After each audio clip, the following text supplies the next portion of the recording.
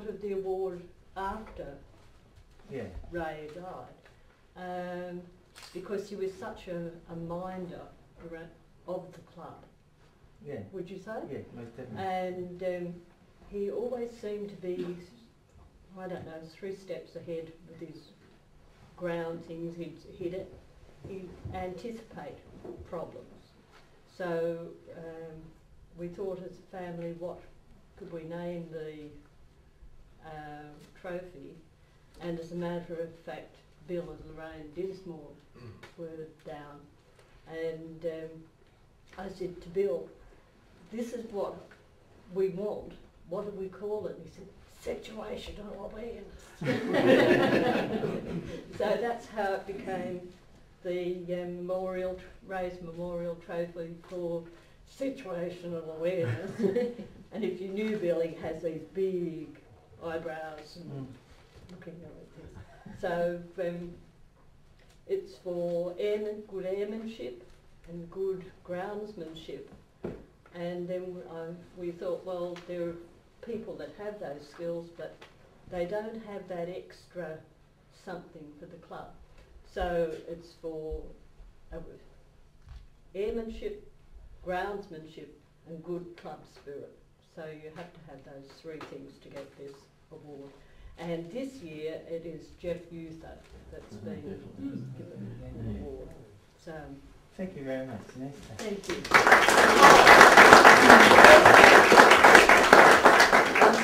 I'd just like to say thank you to you and the committee members for inviting me. It means a lot to me to be able to come and still be involved with the club and to present this award. So thanks very much. Thank you.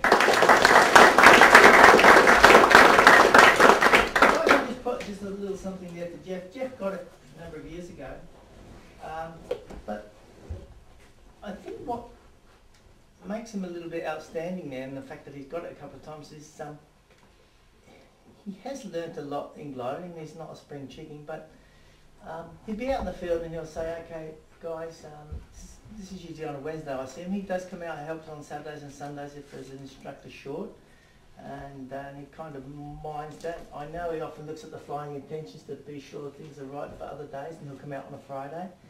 And he always likes to fly a single seater on his own, whether he flies the Jantar. Next week he'll try to fly the Junior, next time he'll try and fly the 303. Very unique in that, his way. But however, he's out in the field and he'll make sure that, especially if it's a bit of a slow day, that if the tug's ready, we'll make sure we at least get 2 gliders ready so that the tug doesn't come back and sits around, then pokes about and gets the next guy. At least get 2 up. And he usually manages to push that and gets that going. He also is, you can pretty well mind read him that if there is a busy day, he'll make sure that everybody's there has actually had a flight and gone home fairly happy or with what they expected to come out to do, not just do his job and not be mindful of others.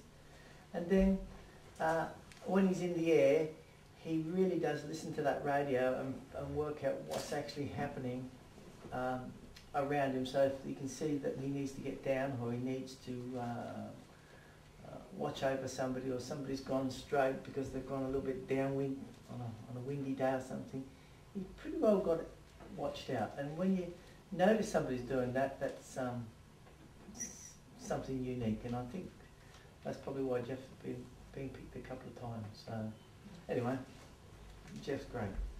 All right, well, we'll move on. Wooden Tow Bar Award. Phil Endicott usually gets in, thank goodness you're not getting. Although you've usually got the best ones. Is that right, Phil? What do you mean? Well, you usually deserve the best ones because, you know, you do the oddest of things. Like, I drive off to pick somebody up without a trailer.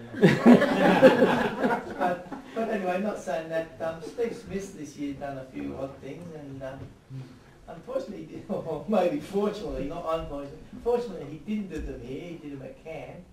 So I tried to locate somebody at camp that actually knows a little bit all about this and can read Steve's acceptance speech, because I also rang Steve to see if I could get something, and obviously he's put a bit of time in. So Michael Brandon, being the mate of his, I've probably retrieved him, might tell us a bit about it. All right, well, Steve's written a little acceptance speech, which I'll read for you. It's addressed to Don. It says, "Thanks for accepting in my absence the Wooden Toe Ball Award. I guess my exploits during this year's summer camp put me well in the running to be considered for the Wooden Toe Ball.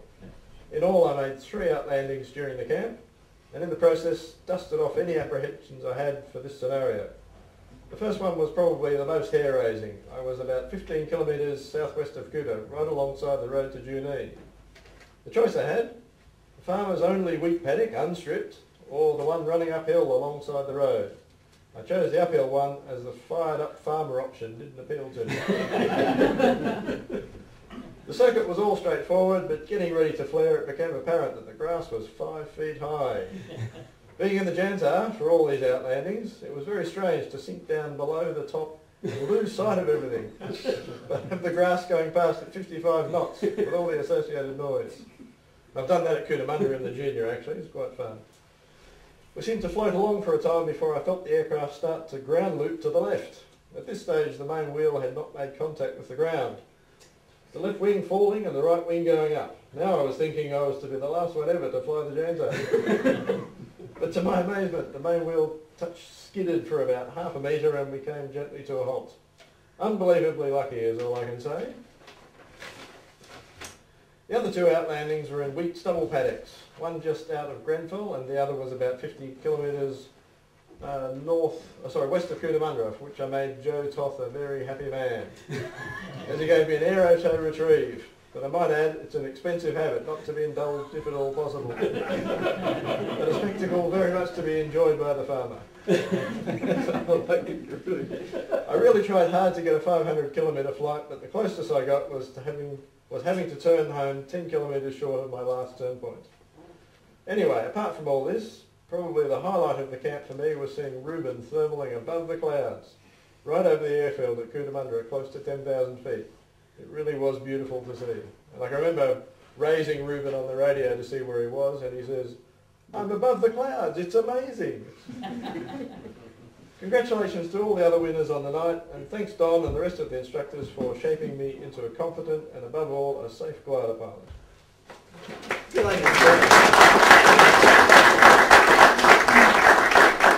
It's probably not the thing we brag about having these damn dangerous outlandings, but I guess he's a very open boy and he has said it. I'm sure the CFI knows all about it, being the gentleman you are. But at the end of the day, it's all ended well, and I guess Steve learnt a valuable lesson to try and work out the height of fields before he lands on them, but it's not something you can easily pick. Yeah, I think the most outstanding part about that first outlanding, like I wasn't there, but I believe the crew had been eating in some pretty horrible places in Cootamundra. So Steve took the time while he was waiting for the crew to arrive to ask the farmer's young bloke, "Where do you eat in Cootamundra?" And he gave the name of this particular pub, and that's where they ate for the rest of the camp, so it was time well spent. He was spot on, the food was amazing. Yeah. Thanks be to Steve. That was good, yeah, Steve. And since then, Steve, he's a mechanic by trade. He's since, he was a swimming coach up in Ryde, and I think we kind of changed the poor bugger. He came gliding and he thought, well, you know, I want to come gliding more, I better get a car. So he went and bought a car, and then he thought, well, you know, I might need to get a few more pennies together. So anyway, he's now struck a good job down in Young. Correct me if I'm wrong, but he repairs and sets up big the machines that they sell to the farmers, you know, the big headers or whatever they are, and actually goes out and demos them. And if he gets on good enough with the farmer, I think the farmer employs him for a little while to do a little bit of cropping. So he's a real winner there, and he likes the country. But the problem is we've lost him as a pilot. He'll probably go to Bathurst, or he'll probably go to. Yeah, good thing down Cootamundra, he could demonstrate the header in. So anyway, I do wish Steve, and I had a good old chat with him on the other night on the phone, which was really nice. So not only when you do your job trying to find these people and get some acceptance speeches, but it's a good excuse to have a good old chat with him and see how he's going. But he's doing really well. He's probably shown the farmers how to make sure that the fields are kept down to stubble height. and make some thermals for us, you know. Yeah. Let's get these tractors out, working a bit more for us. And when the tractor's working in the paddocks, quite often the thermal source, so we'll probably get them all working the days easier. Okay, the next one is probably a few of you saw Richard Solomon come in. His daughter, Olivia, I think the girl's name is, usually hands this award out, but they're all at home freezing cold, and they just put her in a warm bath and didn't want to bring her out again tonight. I guess most of you seen her last time, or the last presentation night. So anyway, Richard a few years ago thought that he'd make an award for the Harrington Park Dental Surgery Award for school student pilot, which means whereby we all realise school students don't have that many pennies, and it'd be nice if we could just help them with a few flights. Well, tonight he asked me how much is a launch to 3,000, and boy oh boy, I wish I would have said $80, I said 55. So he said, oh well, I'll just times that by 4 and I'll write you a cheque. So that was really nice. So we've got a cheque for 220, and rightly so, I think Charlotte Ferrier may be the one that might receive that. What do you reckon, Charlotte?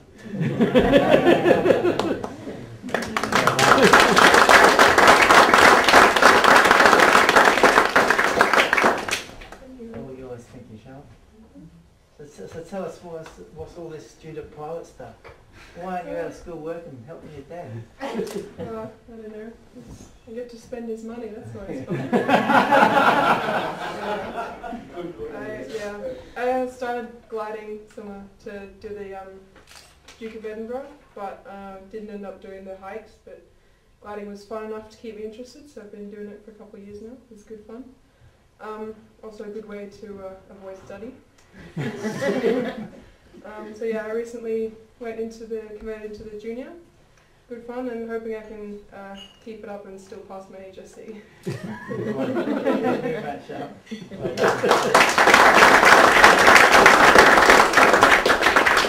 I'm sure you'll pass your HSC. If you can't, just give that to the teacher, maybe. Bribery. Okay. There's one award there that Eddie's I'm sure would like to give out to, and that's the Instructors Award. Will you want to come up and call your mate out? Where's my cup? Where's your cup? Oh, no, okay. Where's the one there? I'll find it. Okay. Yeah, okay, so each year we have the, is that one that's Bert Johnson again, isn't it? Johnson, yeah. Bert Johnson Memorial Instructors Award. Okay, so each year we have to scratch the head and work out which instructor out of all the ones we have, all of whom do a great job, who deserves the trophy for the year. So with much scratching of heads and thinking who got it before, and so on and so on, this year I've chosen a gentleman who's always willing to come out at short notice to relieve, preaches the gospel as per GFA, and very situationally aware, does a great job, and I'm thinking of Cliff Jeffries. Oh, that's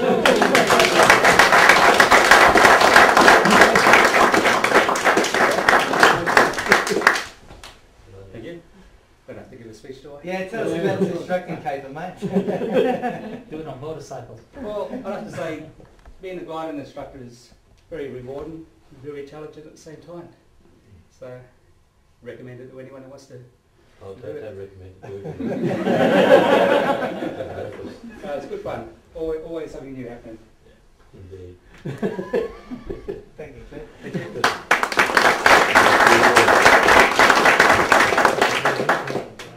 I'll just do these first solos before I do the President's Award.